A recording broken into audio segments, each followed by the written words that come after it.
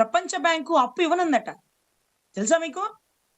ప్రపంచ బ్యాంకు అప్పు ఇవ్వనుందట. చేసిన అప్పులు చాలు, జగన్ గారు లెటర్ రాసినారు ఇక అని లోన్ రిజెక్ట్ చేసి వెనక్కి పంపించిందంట, మొహాన్ని కొట్టిందంట. మొన్న మంత్రి నారాయణ గారు ఈ పదాన్ని ఆయనే సుస్పష్టంగా చక్కగా చెప్పినారండి.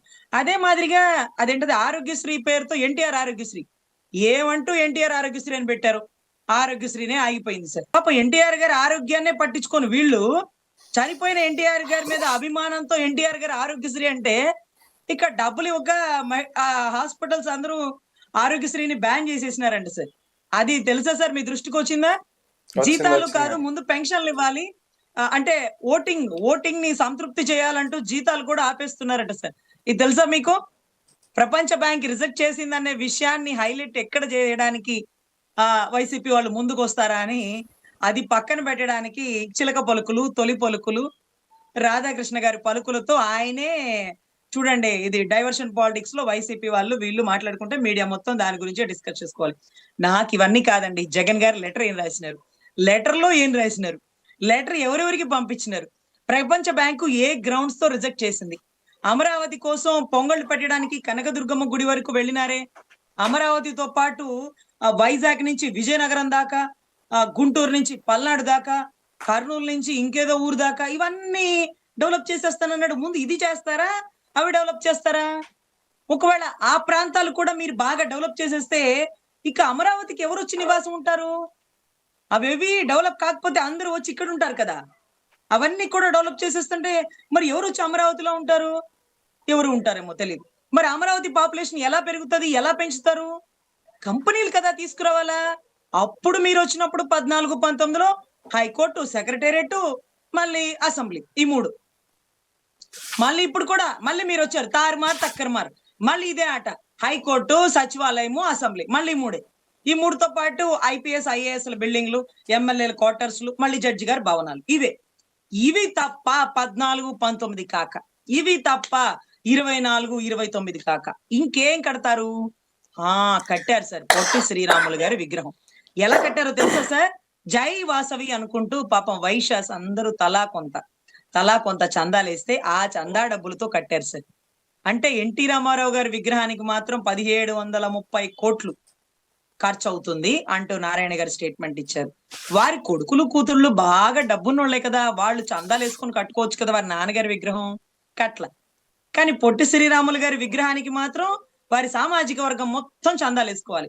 పవన్ కళ్యాణ్ గారు అంటుంటారు సార్, కులాలు ఉండకూడదు, మతాలు ఉండకూడదు, ఆయన్ని ఒక కులానికి అంటగట్టేస్తారేంటి, ఆయన ఒక కులానికి సంబంధించిన వ్యక్తి కాదు, రాష్ట్ర విభజనకి కర్త అన్నారు కదా. మరి రాష్ట్ర విభజనకి కర్త అయినటువంటి ఆ వ్యక్తికి చందాలు ఎవరు ఇవ్వాలి? కాపులు ఇవ్వాలి, కమ్మలు ఇవ్వాలి, రెడ్లు ఇవ్వాలి, అన్ని కులాలు ఇవ్వాలి కదా. మరి వైశాస్ వాళ్ళే ఎందుకు చందాలు వేసుకున్నారు? వాళ్ళ చందాలు కూడా తీసుకోకుండా ప్రభుత్వం తన డబ్బుతో కట్టాలి కదా. ప్రభుత్వం ఎందుకు తన డబ్బుతో కట్టలేదు? ఎందుకు ఖజానా నుంచి డబ్బు తీయించలేదు? మనకెందుకు ఆ విగ్రహాలు? వాళ్ళ డబ్బులతో వాళ్ళు కట్టుకుంటే మనం రిబ్బన్ కట్ చేయడానికి వస్తాం, అంతేనా? సో 14కి 19కి 24-29కి ఎక్స్ట్రాగా వచ్చింది ఏంటంటే ఒక్క పొట్టి శ్రీరాములు గారి విగ్రహం సార్. ఇవి తప్ప ఏమీ రాలేదు సార్.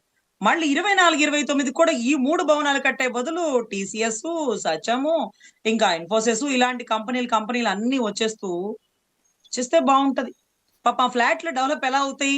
అప్పుడు టెంపరీ బిల్డింగ్, ఇప్పుడు పర్మనెంట్ బిల్డింగ్. మరి ఎప్పుడు డెవలప్ అవుతాయి? ఆ బిల్డింగ్ల కోసం వచ్చేవాళ్ళు, ఆ బిల్డింగుల్లో పనిచేసేవాళ్ళు, ఫర్ సపోజ్ సచివాలయంలో పనిచేసే స్టాఫ్ అండి, హైకోర్టులో పనిచేసే స్టాఫ్ అండి, ఎంత మంది ఉన్నారండి? తాడేపల్లి, ఉండవల్లిలో అందరూ విజయవాడ, గుంటూరే. తాడేపల్లిలో ఉండవల్లో ఏం పెడతారో తెలుసా సార్? ఆఫీసులు పెడతారు, 1 గంట 2 గంటలు. హైకోర్టు వచ్చిన వారు మళ్ళీ అక్కడ దాకా వెళ్ళడం ఎందుకులే, ఇక్కడికి వచ్చి కూర్చొని మాట్లాడుకుంటారు. వాళ్ళు ఇల్లు కట్టుకోరండి. ఇల్లు పిల్లలకి సంబంధించి అన్ని ఫెసిలిటీస్ ఉండే దగ్గర కట్టుకుంటారండి. కానీ మరి ఎలా డెవలప్ అవుతుందండి సార్? జైబేరి మెయిన్ రోడ్డు మీద ఉందా, అమరావతి మధ్యలో ఉందా? జైబేరి సార్, మురళీమోహన్ గారు పెద్ద కట్టడం. మిడ్ వ్యాలీ ఎక్కడ ఉంది సార్? రెయిన్ ట్రీ పార్క్ ఎక్కడ ఉంది సార్? ఇవన్నీ కూడా అమరావతి మధ్యలో కట్టొచ్చు కదా. హైవే పక్కన ఎందుకు కట్టుకున్నారు? రేట్లు రావాలి. వస్తున్నాయి కదా రేట్లు. మరి అమరావతికి ఎట్లా వస్తాయి రేట్లు? మీరు మధ్యలో కట్టినా బయలుదేరి రావాలా? మేము ఎలా వస్తాం? వర్షాకాలంలో రోడ్డు సరుందా? కంతెర రోడ్డు ఎలా ఉంది? ఈ రోడ్డు ఎలా ఉంది? అయినా మధ్యలోకి ఏంటి? ఎక్కడన్నా రాజధాని అంటే సెంటర్ లో ఉండాలి కదా. సెంటర్ అంటే ఆ మధ్యన మీకు అలా అర్థమైందా? విజయవాడ సెంటర్ చూడాలి, గుంటూరు సెంటర్ చూడాలి. ఆ మధ్యలో పొలిమేర్లు, multinational hospital, multi speciality hospital ఏమీ లేవు సార్. సో మళ్ళీ వీటి గురించి మనం ఎక్కడ మాట్లాడేసుకుంటామా అని రాధాకృష్ణ గారి చిలక పలుకుల గురించి రాష్ట్రం అంతా కొట్టుకు చచ్చేలాగా, మళ్ళీ ధర్నాలు చేసేలాగా మొత్తం డైవర్షన్ సార్. సార్ ఏం తెలివితేటలు సార్. విజనరీ అంటే ఇది సార్. ఇది విజనరీ అంటే. మహిళలని ముందు పెట్టి ఉద్యమం చేపించడం, మహిళల్ని ముందు పెట్టి రాజకీయం చేయడం. ఇది ఇది ఇది ఈ నేతృత్వంలో వెళ్తున్నటువంటి కూటమి. మరి మహిళల గురించి మాట్లాడితే మగవాళ్ళు ఎమ్మెల్యేలు పోయి ఏబిఎన్ సిబిఎన్ అనుకుంటూ అక్కడ ధర్నాలు చేస్తారండి తెలంగాణలో.